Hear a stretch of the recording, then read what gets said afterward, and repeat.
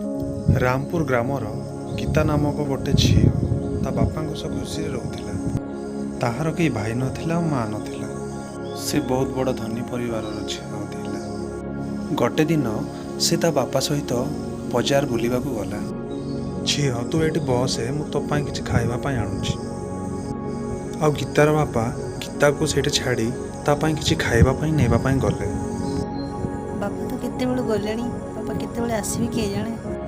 सही समय रे सामने ठिड़ा होइथिबा एक राखी दुकान उपरे गीतार नजर पड़िला। आउ से पिला राखी बिकुथिला। गीता तुरंत गाड़ी रू बाहरी से पिला आड़ को गला। बुआ तम पाखरे तो केते सुंदर सुंदर राखी गुड़ा अच्छी। हाँ सिस्टर, ए राखी गुड़ा नौन, बहुत भल भल राखी अच्छी तम पाई।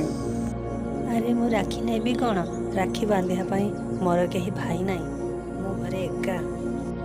मोर भी कई भौणी नहीं। तमें गोटे काम कर, तमें मते राखी बांध। सही समय गीतार नजर ता बापा ऊपर पड़िला। ता बापा आसुଥାଏ।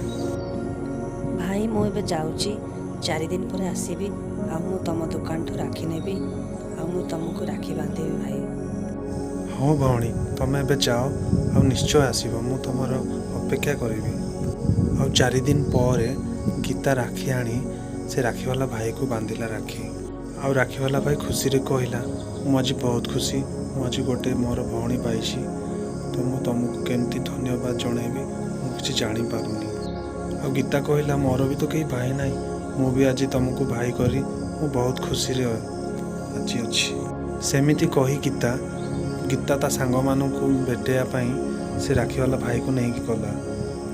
सेठे गीतार सांग माने से पिला को देखी बहुत हसिले, कारण से बहुत गरीब थिला आ तो कपड़ा फाटी जाइथिला।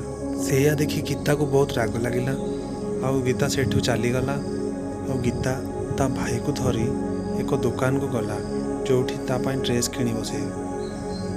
आ से राखी वाला गीतार से व्यवहार देखिकी से कहला, तम परी भौणी जदि समस्ते हेबे ताहले को भाई माने भौणी को केबे भूली पारिबेनी। सतरे मु आज बहुत खुशी और तुम पाई बहुत